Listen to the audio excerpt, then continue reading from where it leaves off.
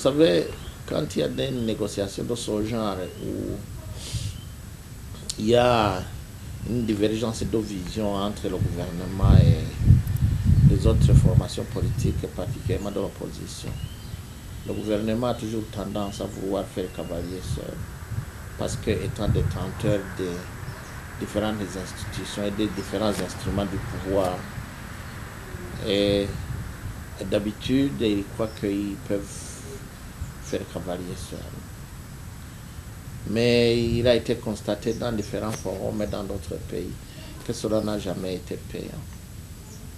Surtout dans un pays comme le nôtre où la contestation a pris des allures de violence. Nous pensons que l'intervention de la sous-région, l'intervention de l'Union africaine va peser sur les institutions politiques qui nous gouvernent pour comprendre que nous avons intérêt à être ensemble dans cette démarche vers les élections, parce que vous savez, en Kirundi on dit kugura ingoma biroroshe mais kuronka uyivugiriza nivyo bikuru. Donc acheter le tambour c'est facile, mais il faut avoir l'environnement pour le faire parler. Et c'est le cas aujourd'hui. Je pense que le gouvernement n'a aucun intérêt à aller tout seul dans ces élections, au risque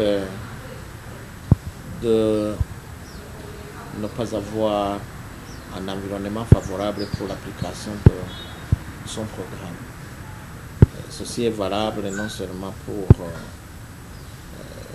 les partis politiques gouvernementaux, si je peux dire ça ainsi, c'est-à-dire au sein de ses acolytes, mais c'est aussi valable pour les partis d'opposition.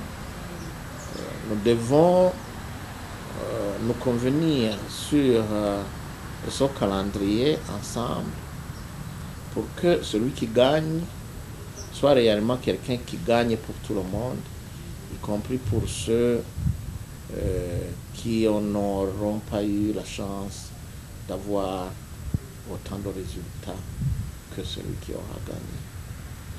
Et par ailleurs, le travail et les sujets qu'il y a à traiter sont des sujets qui nous concernent tous, comme je viens de le dire.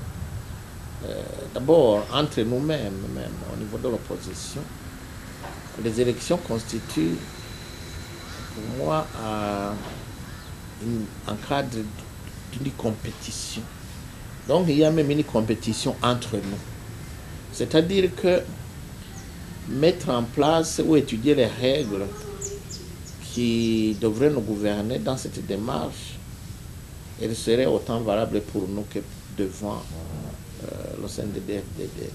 Il s'agit donc, si je peux m'exprimer ainsi, d'un travail beaucoup plus technique que politique. L'essentiel est de savoir que